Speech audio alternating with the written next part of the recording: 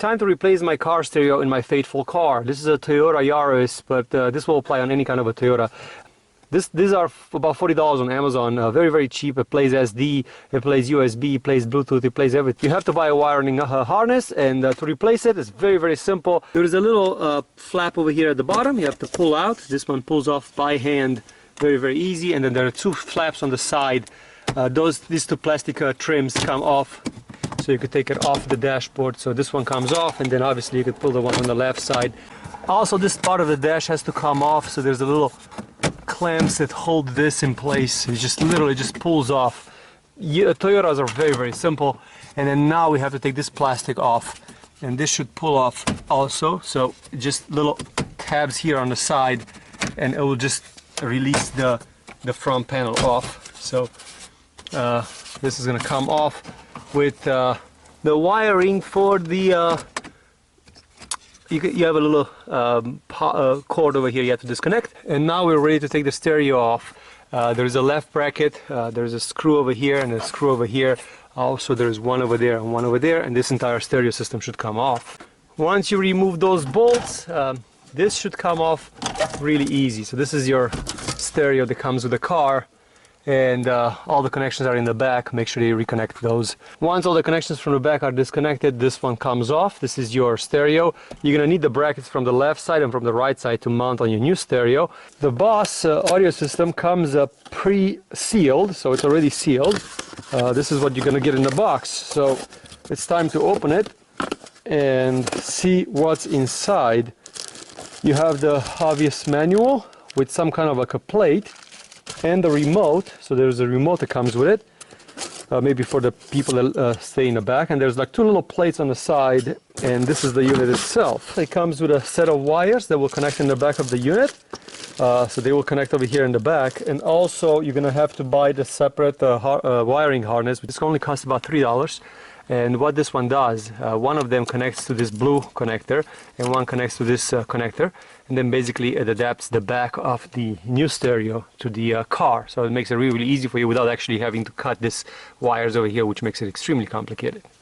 These are the two units that go in. As you can see, that's the new unit and this is the old unit. These metal brackets on the sides will need to be transferred to the new unit, so you're going to have to take the 4 screws out and mount them on the new unit. So this is the piece that came off, this original unit, and this should mount on the other unit right exactly in the same space. So if you look at the holes, they should match with no problem whatsoever.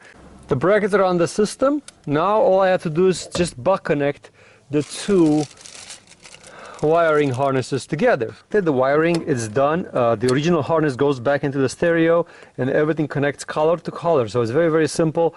Just goes color to color. There is only one orange wire. There is an extra over here. Most likely some Toyota cars might have an extra thing that my car doesn't have, or this stereo doesn't have, which is not a problem. So every wire goes to color, as you can see. Green goes with green, green with black stripe goes green, black stripe, and so and so. And now these are ready to be connected to the wires that are left into the car.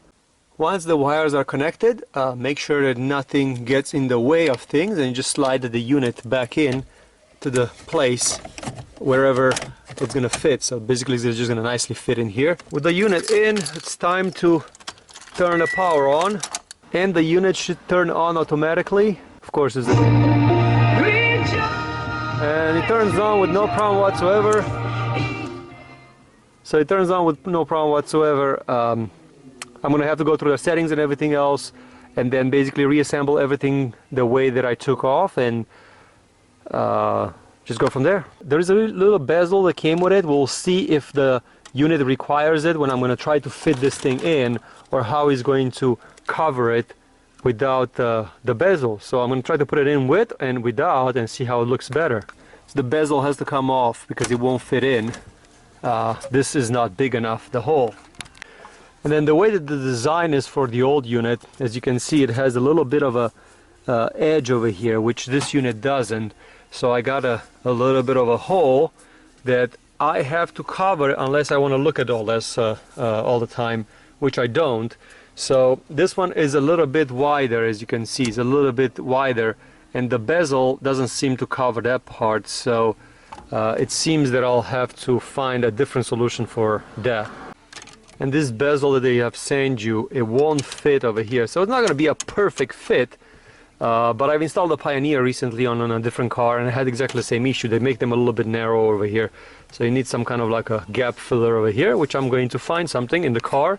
Yeah, so come back to a later video. I'm going to show you what I've used to fill this hole. For now, I'm just going to leave it like this. So everything is reconnected. I pushed all the things back into place. The unit looks pretty cool. As I said, the only thing that I'll have to fix is just find a filler over here. And it's rock solid over here. It stays good.